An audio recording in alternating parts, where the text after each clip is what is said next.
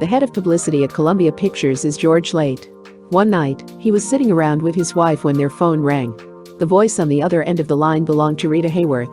"What are you doing?" she asked. "We're reading," said Late. "Can I come over?" Rita wanted to know. Late said sure, and Mrs. Late put on a pot of coffee. Rita climbed into her car and drove over the hill to visit. For a couple of hours, the three of them sat reading in the living room of the Late house. At 12:30 a.m., Rita said, "Work tomorrow," and left. The next day 4 different gossip columns reported on Rita's night out. They had her in 4 different nightclubs with 4 different men, and they had her all wrong. There is love in Rita's life these days. But it's not of a romantic nature. Rita's in love all right. She's in love with her children. That's enough for now. And then there is her career. Once again it has come to count. For 3 years she ignored its existence. However, even in temporary retirement, Rita was a star and the world couldn't forget it. Now that she has returned to pictures, the spotlight will be even brighter. It will be focused primarily upon her work and her dates. And, of course, the things that mean the most to Rita, her home and family. People sometimes ask if she wants her daughters to be actresses. At the question, Rita laughs. How can you discuss futures for such young babies? Just let them be happy. She's seen to it that they are, and she's happy to tell the world. When Rita's away from home, the roost is mainly ruled by a houseman named Domingo, who feels he owns the entire family. At Christmas time, Domingo hired an artist to come in and decorate the windows with snowmen and Santa Clauses and trees, and Rita didn't know anything about it until the job was finished.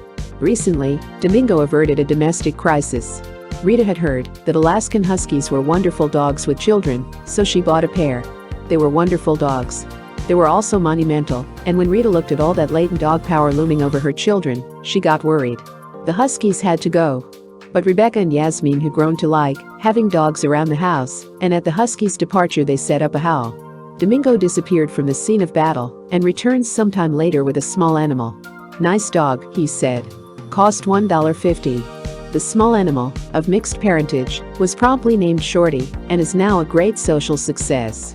Rebecca, Rita's daughter by Orson Welles, speaks French beautifully and acts pretty grown up nowadays. Yasmin speaks a kind of hybrid French-English and acts any way that comes to mind. She's a charmer who flirts continually, lowers her head, glances up from under her lashes, and throws kisses. She visited Rita at the studio one day, watched her dance, and was utterly captivated. Rita came home that night and there was Yasmin, whirling like a dervish and shouting, "I can do it too, mama. I can do it too." Already Yasmin is denting men's hearts.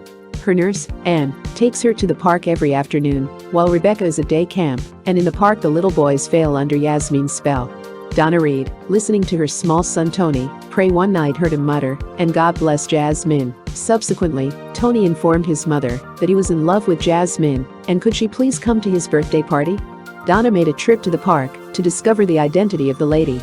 She turned out to be our girl, looking up from under those lashes. Rita keeps Ailey up to date on Yasmin by sending him photos. "She looks exactly like you," Rita tells Ailey. "Ridiculous," he writes back. "She's your image." Once, when Rita was trying to snap some photos, Yasmin insisted on standing on her head. Getting up there was easy enough, but an astute observer who happened to be present detected a hole the size of a dime in the sole of Yasmin's sandal. "Ho ho," he cried. "A little princess with holes in her shoes." Obviously, an actress who earns $252,000 a year plus gravy, 25% of the profits from each picture, can keep a little princess in Cadillacs, not to mention shoes. But with Yasmin, the shoe problem is high finance. She can and does wear out a pair a week. The only time she's not in motion is when she's sleeping. Shoes aren't all that take punishment. On a recent morning, Yasmin whipped up a small tornado in her boudoir because she couldn't find a particular dress. Rita had bought the dress only a week before and had just thrown it away. Within that time her daughter had worn it to shreds. Then there was the case of the white, iridescent bathing suits. Both Rebecca and Yasmin had gotten one. Rebecca strutted about in her suit like a proud beauty. Yasmin let her suit take her down to the pool, and coming back she crawled up the 40 rustic stone steps of the terrace. That suit was finished. Rebecca is taking dancing lessons at her own request. And Rita sometimes sits on the floor and plays bongo drums, while both kids cut a rug. The girls have a good time with their mother and hate having her away. "Why do you have to leave us?"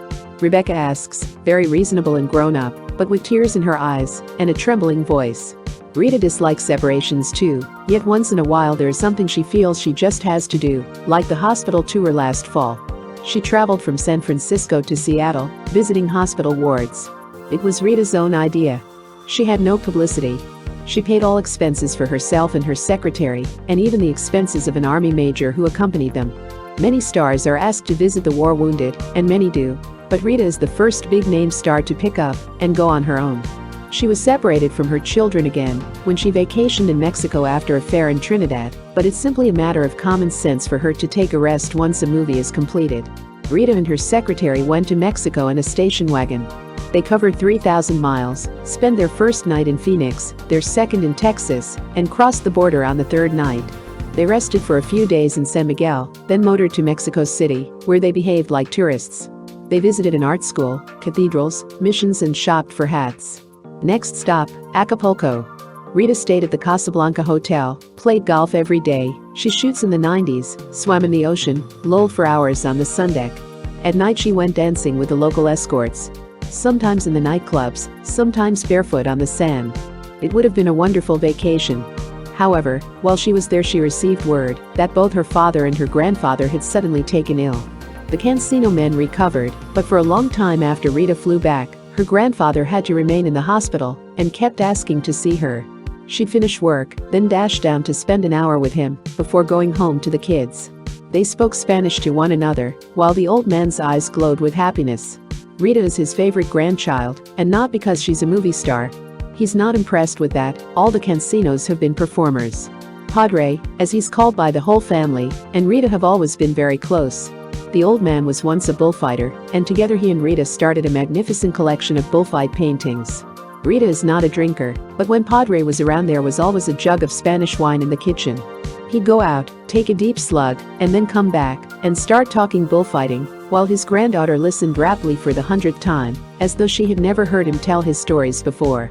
Rita's interest in art started with the bullfight posters, but it hasn't ended there. She met Picasso while she was abroad, and he gave her a painting of his, and she bought others. Now her house is filled with priceless pictures, and she has a record collection that's equally fine. About reading, she's less selective. She once went on a location trip with 4 25-cent detective novels and Tolstoy's War and Peace. Rita, now on her second picture, since she came home, is back in real harness again. She gets to the studio at 6:30 in the morning and sometimes doesn't leave until 8:30 at night. She's now a producer at Columbia, so things that do not concern other actresses do concern Rita. And for a lazy girl, she's holding up pretty well.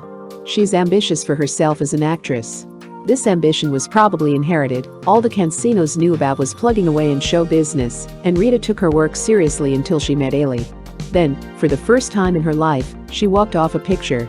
Furthermore, up until Ailey, she'd never read a newspaper, except for the funnies, and she couldn't have worried less about world affairs. Now, she's got all kinds of political savvy, which seems to be the main change from the old Rita. She can talk to people who aren't in the business without getting tongue-tied. A close associate of Rita says a conversation with her used to go like this: "Gee, business smelled in Milwaukee. Well, it rained. Well, it's always bad in Milwaukee when it rains." Today, Rita knows intimately premiers and potentates, and could argue for hours on matters of state and political trends. If she had the hours in which to argue. Except for broadening of knowledge and horizons, they say at Columbia that Rita hasn't changed a bit. And they say it on every level: carpenters, designers, grips, vice presidents. They remember wondering what it would be like when she came home. After 3 years as a princess and manager of what was practically an international hotel, what kind of grand entrance would she make? How hard would she try to impress everybody? Bob Coburn, head of Columbia's still department, who has been photographing Rita since her first picture there, tells the way it happened. "I had the gang with me," he says, "and she walked in, and we had a sign that said, 'Welcome Rita.' She ran around and hugged everybody, and it was just as if she'd walked out the night before. It was a touching homecoming." Coburn sounds reverent when he talks about Rita. "She never will be a jerk like some of the others," he says. "You shoot them for the first time when they're nobody, and 2 or 3 years later they give you the ultra stuff." You'll get the same story from Jean Lewis, Rita's wardrobe designer. Jean is impressed by her natural, friendly manner. The kind of manner that makes everyone feel like her pal. Jean tells of the afternoon he was coming out of the studio, and a man ran up to him. "Hello, Jean.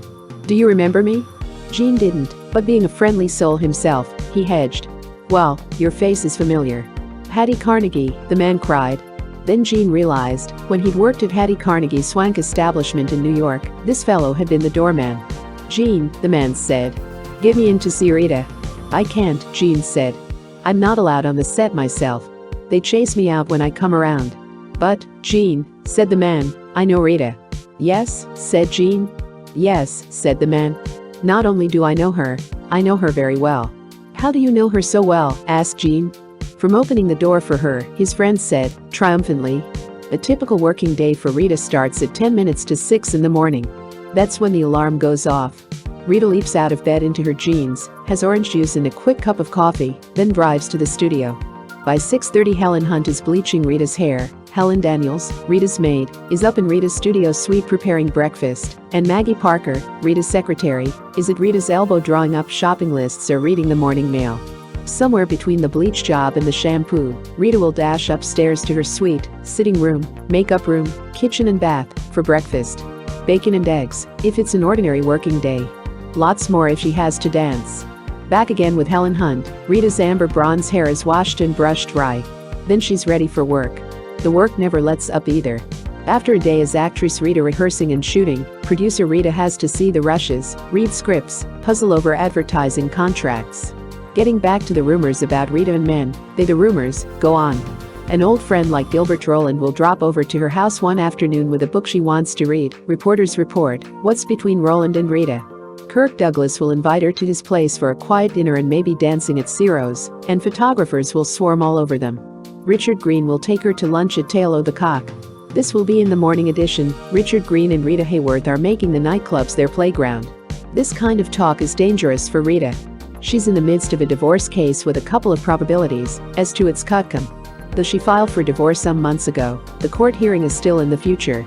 But, in August, Rita's lawyer, Bartley Crum, announced that she had agreed not to serve any papers on Prince Ali Khan while he is in the United States for a brief family reunion. This, intimate friends indicate, might develop into a permanent reunion. The mystery that surrounds Rita at present is no mystery at all. She is finishing Salome, enjoying renewed friendships in Hollywood, and having a wonderful time with her children. If at times she is lonely, she's busy enough hardly to notice it. Photoplay magazine, October 1952.